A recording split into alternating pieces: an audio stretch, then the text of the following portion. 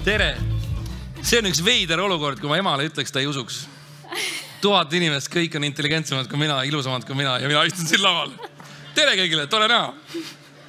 Väga hea, vaata, Robbie on rollis juba, võtab mult töö üle. Ei ole midagi, kuule Robert, aga pärast lõunat kõigil on veidi unine olla. Ja mis sa arvad, mis on selline asi, mis tõmbab rahva käima? Sularaha. Okay. Hästi palju sularaha kõigile. Sularaha küll, aga ma arvan, et ka mängud. Ja mina otsusin, et ma teen sulle, kui väga suurele telemängude tegijale kogu aeg, ka ühe mängu. Ja teie saalis võite siis kaasa mõelda, kas teie valiksite ühe või teise vastuse variandi nende seast ja vaadake, kas see siis kattub Roberti omaga. Let's go. Oled valmis? Olen. No nii. Kas see on kiiruse peale? Ei ole kiiruse peale, aga ära ka pikalt mõtle. Okei. Nii. Kas 50 000 või 2 nädalat puhkust perega?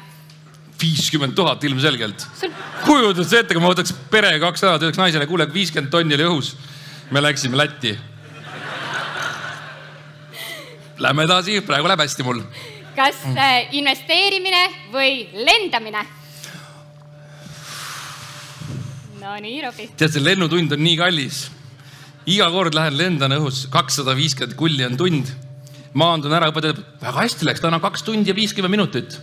Ma mõtlen, ossa, kurat, pärast tuleb arve 7 sotti. Lendamine. Jah, see on haigus. Kas aktsiad või võlakirjad?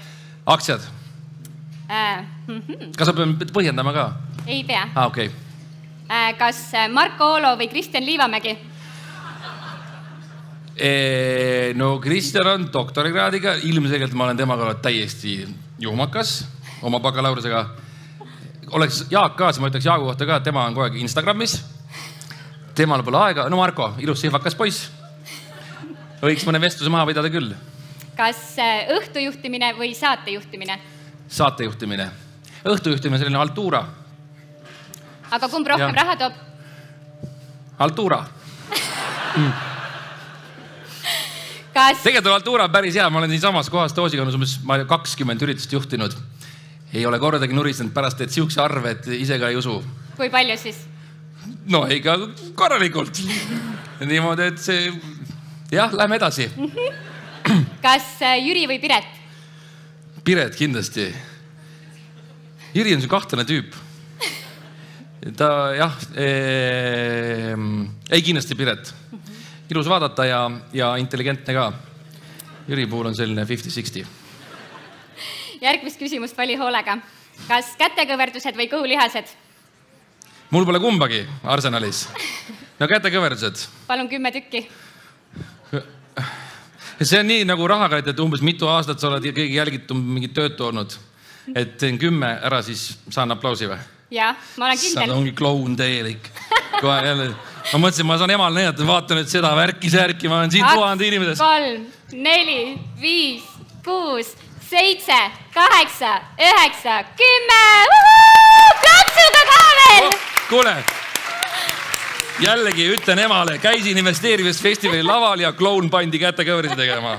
Väga hea. Ei, mis kloun? Sa näitad, et sa oled ikkagi spordipoiss. Sul on ju sporditaust, sa oled korvpallis mängid. Sa ei kujuta ette, kui kõrge ma pulss praegu on. Nii paha on olla, pilt läheb eest ära. Väga hea, ma näen, et nüüd võime siis päriselt intervjuu juurde minna, jah? Let's go. Kui vanalt sa hakkasid päriselt raha väärtusest aru saama ja tänu millele? Ma ei ole kindel, kas ma siiamaani täitsa väga hästi aru saan. Aga ma arvan, et see mingisugune punkt oli vanuses 10-11, kui ma panin vanemate tagant tuuri räigelt suure pleki. Konkus olid 500-sed, ma ei tea, kus nad said need. Me oli niisugune keskklassi pere. Panin 500 krooni tuuri ja mis sa arvad, mis ma ostsin selle eest? Kasti šokolaadi. Ja ma ostsin endale võrri. Võrri? Ja mille samal päeval ma sain aru, et ma ei saa seda koju viia. Siis ma sain siukse ketuka. Panin põõsasse, et lähen homme järgi. Seda ei olnud homme enam seal. Raha oli ka läinud, nii et... Siis ma sain aru, et ma vist tegin ikka ilge jama vanematele. Ja kuidagi siis hakkas sujuma niimoodi, et ma tahaksin seda võrri ikkagi osta, aga ma tahaks oma raha eest niimoodi, ma võiks seda maja ära parkida. Ja minust pärast seda ma käisin iga suvi, käisin täiskohaga tööl. Et kui sõbrad helistasid, kes siin saalis ka on, et läheme võrkpalli mängima, siis ma olin kuskil teed ehitamas või midagi müümas kuskil, et ühesõnaga õige. Aga ma sain üsna varakult aru ja ma ei tea, mulle kuidagi meeldis see oma raha ja väga mõnus oli. Miks sa tööle läksid, kas pidid vanematele võrri raha tagasi maksma? Ei pidanud vist. Ketukad ka nagu ei saanud. Aga kuidagi meeldis see mõte, et kui kohvikus oli 4 krooni, oli juustu sai, et mina saan seda oma raha eest osta, teised peavad vanematelt küsima. Ja siia jäi külge, jah. Ma olen hästi palju nii-öelda suviti töötanud.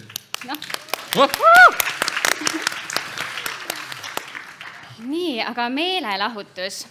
Mis sind meelelahutuse poole siis kutsuma hakkas ikkagi?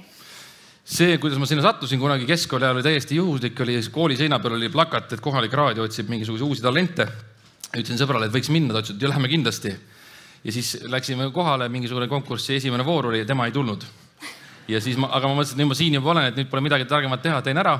See oli kohalik raadio, Kuma raadio ja mul oli au seal nii-öelda finalistides olla, kus siis pärast võitjatele pakuti tööd. Kuna ma olin suhteliselt padu alaealine, siis ma pidin koolis käima, siis ma sain suvel raadios tööd teha ja kui ma esimest korda raadios tööle läksin ja esimest korda valisin selle eebli, panin peale ja lasin R.E.M.i Losing My Religion. Miks? Ei kujuta ette. Ja siis ma sain aru, et see on päris vahva töö. Tegelikult istud ja räägid midagi ja siis saad palka. See oli päris vahva. Aga meelelahutus, sellega kaasneb alati kuulsus. Kas sellega kaasneb ka raha? Ja kumma pärast sa läksid meelelahutust tegema? No ma arvan, et mingi mõte, et kui oled ikkagi tuntud kärssed, siis hakkab klotsi lendama nii, et seda nägu võis ikka sees olla. Aga mulle kuidagi meeldis see üldse see vibe ja kui ma keskkooli lõpetasin, ma läksin Tallinnasse Paidest mõttega, et ma olen nüüd juba 1,5 aastat kohalikus raadios töötanud, et nüüd kõik ootavad mind piki silmi. Läksin kohe Sky Plussi ukse taha, ma olen 18, võtke mind tööle. Väga kiiresti see Toomas Punauks läks kinni tagasi, meie sind ei oota. Käisin 2. raadio läbi, käisin 3. raadio läbi. Väga keegi ei tahtnud, aga siis kuidagi läbi õnne sattusin Kanal 2 reporteri ukse taha ja sealne produtsent, kes siiamaani tegutseb, Ivar Vigla, mõtles, et aga miks mitte, tasuta tööjõud, las ta siis sipsipsin. Sipsisingi, süüke 7-8 kuud, siis läksin ukse taha, ütlesin, et otsa hakkab saama see raha, et tahaks mingit palka ka saada. Sain palka hästi vähe ja kui hakkas hästi minema, siis tõmmati jälle tiibu maha, et sa oled küll tubli, aga et see eelmine lugu ei olnud ikka nii hea, et teeme selle eest nagu koefitsendiga 0,75 see palga. Ja kuidagi nagu see rahaline pool kuidagi ei tulnud üldse järgi, et see esimesed liikumised seal meedias väga palju sisse ei toonud, aga ma ikkagi mulle siht silmes, et ma ikkagi tahan teha ja ega ma seda kuulsust ei ole kunagi taga ajanud, et see on mingisugune kaasav nähe ja mul on alati hea meel, kui ära tunneb, väga tore. Sa vist päris hästi ja päris ruttu said aru, et saatejuhina päriselt väga head raha ei teeni, et tegid ise enda ettevõtte ja produtseerid ise nüüd saateid. Et see ei ole midagi, et sa lihtsalt lähed ja intervjueerid ja oled. Et kuidas see ettevõtja elu on siis? Nigel, maksuamet tahab nii palju saada. Ei tea, kus saaks vähem maksta. Ei, tegelikult on okei, et tõesti, et see meedias ei ole automaatselt mingisugused miljonid ringi liikumas. See on võib-olla natuke vale kujutelm ja kui sa oled heas mõttes, kõige paremas mõttes rea saatejuhid saadet, sul on mingi toimetus, kes teeb tööd ja produtsent, kes hoiab pilku peal, siis see on täitsa okei. Ma arvan, et palgad on okei, midagi hullu ei ole, aga miljonäriks pigem ei saa. Raamatud müües ilmselgelt teenib kõvasti rohkem. Veeldades ma kuu kaupa. Aga siis, kui me hakkasime nagu seda televärki ise saadet juhtima ja sattusime niimoodi mõtlema, et me ise nagu väga palju tausta asju teeme ka toimetajate kõrval, siis kuidagi tundus see loogiline, et me teeme selle oma ettevõtte ühiselt Piret ja Jüriga ja produtseerime nagu vähemalt meie enda saateid ise. Ja see on tegelikult väga vahva. See on ikka, sa näed täiesti aastsetini, et kui sul on ikkagi kolleege on mitukümmend, siis kõigil on nii erinevad mõtted, tunded, et sina saatejuhina võid öelda, et ma tahan teha nii, aga samas on sul operaator, kellel on hoopis teised mured ja pead kõigiga tegelema. Aga see on üks väga tore töö. Aga kui sa oled tunnetanud seda, et lihtsalt reatöötajana saab vähe palka, kui palju sa enda nendele inimestele maksad? Ma julgen arvata, et meie telekanalis on suhteliselt toredad tasud. Enamus on ikkagi ju ettevõtjad, kes pakuvad teenust vabakutseliselt, need käivad erinevate telekanalite vahel.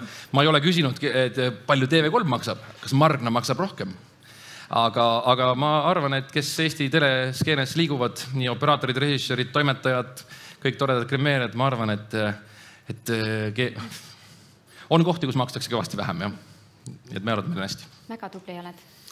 Aitäh, ma ei saanud küll aru, mille eest, aga... Et sa maksad normaalselt palka inimestele? Jah. Sa oled korduvalt öelnud, et teles sind mitte keegi ei oota. Samal ajal sa oled väga tituleeritud ja väga palju auhindu saanud saatejuht, meelelahutaja. Mis sa arvad, et mis peab selleks juhtuma siis, et päriselt inimesed sind kutsuksid uksest sisse, mitte sa ei peaks ennast enam sisse pressima? Seda on hea lihtne öelda või mõelda, ega siis oleks ju kõik teeksid seda, kes vähegi selle vastu huvi tunnevad. Ma ei tea, kuidagi minul oli niisugune suhtumine, et enne pead ikka tõestama ennast, kui lähed raha küsima või kuidagi midagi nõudma. Et mulle meeldis see valdkond, mulle meeldisid inimesed. Ma tegin ju krimisaadet öösel, reedöösel kell 4, Olerexi kebaab on käes. Mis inimesed sulle siis seal täpselt meeldisid? Ja siis tuleb Nõmme poes, jumala juua täis peksa saanud mees, ninakoll on ninast väljas. Ja politsei tegelejatega mõtlen, et issand, mis töö mul on. Samas lähed koju, mõtled, päris äge oli ka natukene. Ja siis paned selle loo kokku ja siis jälle kõik vaatavad ja on tore. Et kui kellegi midagi halvasti läheb, ma jumalast ei nautinud seda, see on vale mõte, aga et selle tekib just nii palju toredaid hetki ükstapuha millise saatega nende inimestega, et see on lust ja lillepidu. Terve Eesti elas äsja kaasa sellele, kuidas sa pisarsilmi lennukit maandasid. Ja mulle tundub, et tõesti kõik, kes seda videot vaatasid ja olid pisarates, no mina ümberringi, kellega ma olen rääkinud, kõik olid. Mis tunne sul oli siis seda lennukit maandada? Ma olen seda üritanud seletada sõpradele, kes lennundusest üldse ei huvitu, aga see oli kuidagi niimoodi, et see juhuslik, kui ma sinna lennukooli läksin mingisuguse saate väljakutse raames, ma tõesti istusin ja pingutasin kodus niimoodi, et russikute väel istusin seal köögilaua taga, õppisin mingisugust pilvede nimesid, Cumulonimbus ja Altostratus ja Cirrus ja mõtlesin, et issanda pühapiss, miks ma selle teen? Ähkisin ja puhkisin ja vihkasin neid eksameid ja teste, aga nii kui ma sain esimest korda lennukisse õhku tõusta ja suhteliselt kiiresti proovida ise maanduda ja kuidagi see asi nagu sujus ja siis kõik läks hästi ja õpetaja silitas pead, et sa oled tubli poiss, sa täitsa saad hakkama. Tõenäoliselt ta ütleb seda kõigile. Ja siis ühel hetkel ütles, et no aga nüüd maandu siis. Tema oli veel kõrval siis, maandu siis. Ma ütlesin, aga kuidas see nüüd käib? Sa oled koolis käinud terve pool aastat, mis nüüd siis ära ei ole. See on nagu natuke hobune, ratsutad ja siis annad talle piitsa ja annad gaasi ja värki. Kujutad ette, sul antakse selle lennuk ette. Ole hea poiss, maandu siis. Et siis see kuidagi sujuvalt läks ja esimene kord natuke põrkas ja krigises ja kiuksus ja siis proovisid veel ja siis proovisid rohkem juba ja siis juba lendasid kuidagi Tallinnast Pärnusse, Pärnust Kärdlasse ja siis Kuressaarde ja siis lendasin üle Ämma maja, levitsin Ämmale, Ämm levits vastu. Väga tore oli. Ja siis tuli see päev, kus ma pidin üksinda seda kõike tegema. Ma ei kujuta ette, mis närv, mis see pulss võis olla siis, aga siis, kui see, mida sa oled nii väga oodanud ja ihalenud ja jahtinud ja kuidagi tahtnud, see lõpuks kuidagi vormub mingiks tulemuseks. No, kui see lennujuht ütles ka, et hea töö või tubli töö, siis mul oli see, et davai, tšau, paka. Siis olid juba pisarad ja see oli üks vahva hetk mu elus ja ma see peluks ajaks meelde, et see oli väga tore. Ja kes kõik kaasa elasid, täiskasvanud 50-aastased mehed helistasid ja ütlesid, et ma olen igasuguste asjade peale kurb olnud, aga et ühe teise täismehe lendamise peale pole ma veel kodus nutnud. Ma ütlesin, nuta terviseks, võta heaks sõber, näita oma tundeid ja näita naisele ka, et sul on pisarad täitsa olemas. Mis sa arvad, kas üks hetk vahetad meelelautaja töö piloodi töö vastu välja ka? No kui keegi mind enam ei oota telekas, siis võib-olla täitsa läheks, jah. Mul on paar sõpra, kes reaalselt ongi viimase paari aasta jooksul oma edukad ärid maha müünud, sest nad on peas nii haiged. Et lähevadki kuskile välismaal, õpivadki, ma ei tea, 100 000 eurost, 200 eurost õpivadki piloodiks ja lähevadki Ryanairi piloodiks, kellele makstakse umbes 2000 eurot palka. Ja võrreldes sellega, mis ta siis eduka ettevõtjana on taskusse pannud. Ja ta ongi õnnelikud ja ütlevadki, et midagi pole teha, kui ikkagi see lennundus sügeleb, siis tuleb sügada. No vaatame, kuidas läheb. Aga tippsportlased investeerivad tihti, kuna raha hakkab üle jääma ning püütakse kindlustada karjäärijärgset elu. Miks meelelahutajad investeerivad ja kas nad üldse investeerivad? Ma ei tea, mõned ikka investeerivad, kindlasti on olnud ju igasugused artikleid. Ma ei tea muidugi, et me ei istu telekanali foajees maha, et no kuidas sul siis SP500-ga läinud on, millal ostsid tipust. Et minul käis see krõks ära kuidagi mingi paar aastat tagasi.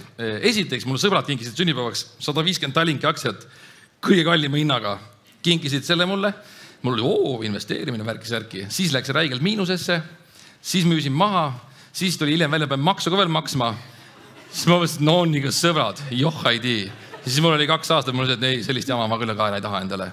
Aga kuidagi juhuslikult sain jälle sinna otsa peale, hakkas ju hipodroom pihta ja kõik rääkisid, et kus kohe hakkavad miljonid liikuma igas suunas ja siis ma hakkasin uurima. Ma ikkagi võtsin väga pikalt hoogu, kui ma esimese ostu tegin ja siis ma läksin korraks eraisikuna vaatasin kasvukonto poole ja seal nägin, täitsa mingisugune läheb roheliseks, eks ole, läheb roheliseks 0,17%. Siis vaatad, kus nüüd cash hakkab tulema. Ja siis läks roheliseks, siis sai aru, et aga läks ka 4% miinusesse. Ei tulegi, hakkab minema. Ja siis jälle kuidagi mõtlesin natuke hinge tõmmata ja siis, kui ma paari sõbraga sain vestelda, kes minule ootamatult tegelesid sellega ettevõtte kaudu ja kirjeldasid, mis seisud on, kui ma olin juba mõned raamatud läbi lugenud ja ennast kurssi viinud, siis ma hakkasin nagu teadlikult, sihilikult vaatama ja mõtlema ja vaikselt ostma, et see on üks tore maailm viimased 3 aastat olnud. Aga ometigi sa ei taha, et sinu kohta öeldakse investor ja ise ma olen nii juhmakas, kujutel, kõik inimesed on intelligentsemad kui mina. Kas te saate aru, miks see sõna sinna skripti jõudis, on ju?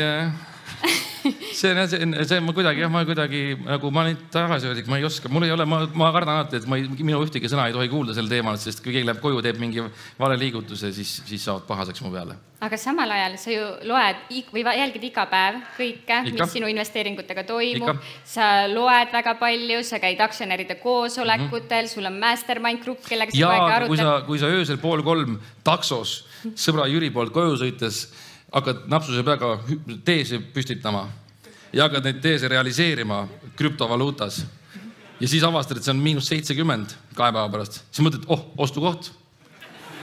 Siis ostad veel 300 eest. Siis vaatad, kurat, ei olnudki ostukoht. Ja ma jätsin sinna portfelli lõppu, selle paganama sandi. See oleks silme ees kogu, et sa oled idioot. Ei tee napsuse peaga mingeid arvamusi, mingi Postimehe artikli alusel. Piinlik on. Millal on siis õige aeg investeerimisotsuseid teha? No, kui sa oled enam-vähem nagu asja endale selgeks teinud, mulle tundub, et ma olen hästi selline turvaline, et mul on suurimad osad portfellis on ikkagi vanameister Berkshire'ist ja SP500 ja nipet-näpet selliseid kohalikke asju ja USA-st veel. Et ma proovin hästi turvaline olla, sest jällegi, et mu teadmised ei võimalda nii detailine kursis olla, kui siin need tipptegijad Eestis. Ja ma proovin nii, et ma teeksin oma vead võimalikult odavalt ära. Et see krüptovaluuta, see oli ikkagi valus. See oli hingele valus, võib-olla mitte nii väga rahakotile. Ja siis ma olen ikkagi suutnud, vähemalt kui ma ei suuda detailideni kõike läbi mõelda, siis ma suudan lugeda intelligentsemate inimeste arvamusi. Jugesin Jaygi artiklit just ja siis sain aru, et mul poeg, kellel on siin kasvukonto, et ta peab hakkama uuel nädalal ettevõtjaks ikkagi, et ta peab ikkagi ka sealt kaudu minema, sellepärast, et kui saab 18, sinna on kogunenud, ma ei tea, X arv summat ja siis mul kaob ligipääs ära LHV-s, saab tema automaatselt, ütleb, et thanks paps ja see 5. PEM läheb nii kummivilinal maja eest minema. Et ikkagi võib-olla teeks ikka ettevõtte kaudu, võib-olla äkki teeks hoopis enda nimele. No lihtsalt kindla peale. 2-aastane, võib-olla padu intelligente tuleb võib-olla jah, ostab osalusi selle eest kohe, aga võib-olla on nii tutu, et ei taha kuuldagi mida sellest. Hoiame pöidlaid, ikka ei tuleks tutu. Kui kaua sa investeerimisega tegelenud oled ja mida sa selle jooksul kõige enam õppinud oled? No see taksosõidu, see teeside püstitamine ja realiseerimine, seda ei maksa teha. Teiseks oli see, et alati on sinust väga palju jõukamaid inimesi, kelle arvamust mina konkreetselt ei tohiks, ei peaks kuulama, et me kuidagi ei klapi see asi ja teistpidi on väga palju inimesi, kellel ei ole nii palju kapitali investeerida, kes on nii targad, nii toredad ja kes on nii head nõu andnud, mida ma kinnisilmi usun ja usaldan, et see on tähtis jah, et see portfelli suurus ei ütle küll mitte midagi. Ja kolmandaks ära siis ole loll. See on nagu lihtne, et ma proovin nagu neid rumalusi teha siis nii vähe kui võimalik ja vaadata, mis rumalusi teised teinud on. Pärast seda, kui ma naeran nende inimeste üle, siis ma panen ikkagi kõrva taha ja proovin ise mitte sama asja teha. Et ma olen selline tasa ja targu, ma proovin ikka hästi turvaliselt minna. Lõpetuseks ma küsin sulle natuke hoopis teistmoodi küsimuse. Ma tean, et sinu üks kõige suuremaid põhimõtteid elus on see, et headus võidab maailma. Miks sa seda arvad? Ma ei tea, kuidagi ma ise tahan inimestest head uskuda ja loota ja ma tahan, et inimesed oleks ikkagi head ja kuidagi mul on tunne, et enne kui inimene ei ole tõestanud vastupidist, on ta ikkagi täitsa tipp-topp mutt või kutt.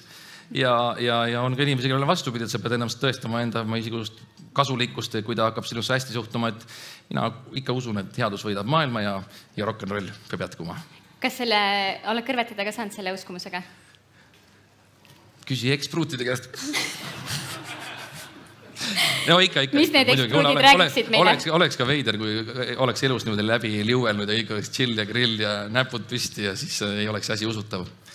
Tööalaselt ka, et on olnud tegelikult need aastate jooksul, mis ma olen tele- ja raadiotöid teinud, on olnud koondamisi, on olnud sügust kurba, et ma ei saa enam midagi teha, mis ma tahaksin või tunned, et ei ole piisavalt hea või on vihjatud kuidagi, et see ei ole ikka selle tasemel, mis me ootame tele- või raadiokanalis, aga sealt tuleb siis lihtsalt edasi minna. sina said võrri, miks poeg 5 bemmi ei võiks osta? Jaa, aga see oli 500 krooni, 32 eurot. Siis bemm, siis need veljed ja värgid, särgid, et no vaatame, kuidas ta käitub. Hoiame ikka pöidlaid, et ikka ei tuleks tuutu. Võtame saalist ka mõne küsimuse. Tõsta käsi, kui soovid küsimuse esitada. Nii, võtame teest ühe. Oi, kui tore. Noor tüdruk kohe tahab. Tead, kui ma sinu seda intervjuud ette valmistasin, siin sama sees roosa otsaga, siis mu 7-aastane tuli. Robert Rool. Ütlesin, jah, kas sa tunned teda või? Ütlesin natukene, ma olen kade, ebaaus. See on väga tore. Tere, palun. Tere. Et kui maailmas on nii palju filme, miks sa just need filmid valisid? Mis filmid? No nagu Õhtu ja need. Saated. Noh, see on kuidagi nagu asjade kokkulangemine, et telesaated ja seriaalid ja filmid lähevad kellegi peast, kuskil tekib mingi visioon, mingi mõte. Võib-olla telekanalil on nagu statistikutel on uskumus, et praegune televaataja tahaks midagi sellist lihtsamat või vastupidi midagi karmimat. Ma olen ka Siberi võmmis laipa mänginud. Armand Laagus oli nimi, oli mesinik ja mind lasti happepommiga, tapeti ära. No see oli vinge kogemus, aga mul ei tekkinud tunne, et ma tahaks nüüd järgmises kättemaksukontoris osaleda. Et õhtu on üks tore lahe asi. Ma ei oleks elu sees saanud niimoodi lennukiga lennata ja maanduda ja õppida lendama, kui poleks seda saadet ja neid Piretit ja Jürit mu kõrval. Need on fantastilised inimesed. Meil on hästi toredad kolleegid ja ma ikka tõesti armastan neid täitsa siiralt ja me oleme väga head sõbrad ka. Et õhtu on üks loodetavasti tore saade. Võtame veel ühe küsimuse saalist.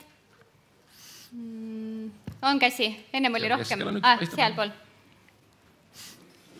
Nii. Juba läks kuskile vist, jah? Ka Mikker.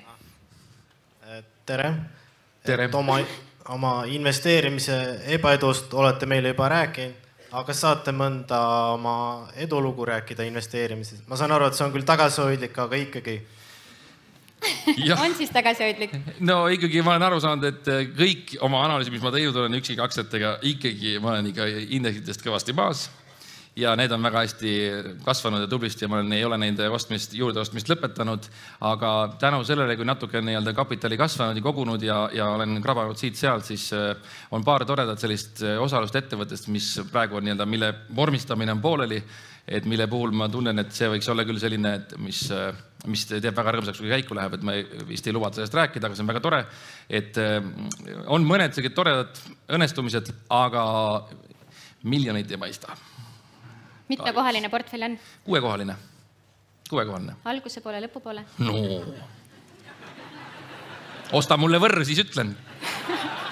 Kui 500 krooniga saaks, siis ostaks. Mõtle, kui mul oleks 100 miljonit nagu ühel mehega exiti tegi. Piisavalt. Ja üks mikrofon läks vist veel kuskile, ei läinud. Seal oli üks... siit võtame ühe välja. Kas väljapool õhtusaadet räägite ka Jüri ja Piretiga? Jaa. Mõnikord mõtlen, et ei tahaks. Aga Jüri elab mul nii lähedal. Ma juhuslikult vaatan, et tuled põlevad. Ta hüppan läbi. Me oleme väga head sõbrad päriselt ka, sest ma ei kujutaks ette, kui me ei salliks üksteist. Me oleksime nagu... Ja peaksid 5-6 aastat teesklema, et meil on nii hea sõprus. Ma ei suudaks nii hea näitleja olla. Nad on mõlemad väga toredad, väga erinevad. Ma tunnen mõlemad juba üle 10 aasta ja väga intelligentsed, vahvad inimesed. Ja kui me mõnikord kaameras midagi piinlikku opakat teeme, siis andke andeks. See lihtsalt, meil kaamera läheb käima, siis tavaliselt IQ langeb siuke 30 punkti. Aga proovime hästi teha. Aitäh! Nende mõtetega lõpetame. See oli Robert Rool. Aitäh! Suur tänu! Väga tänan! Oi, kui tore! Aitäh! Aitäh!